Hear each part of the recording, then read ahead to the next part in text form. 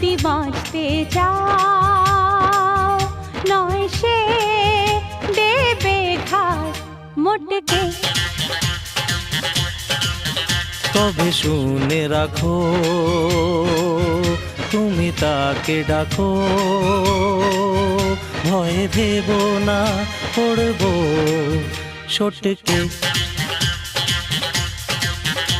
আরে আমার সাথে টেক্কা দিলে পাঠাবো তাকে শূন্যে। হো শোনো গো রূপসী কন্যে, আরে তোমার প্রেমে হন্যে।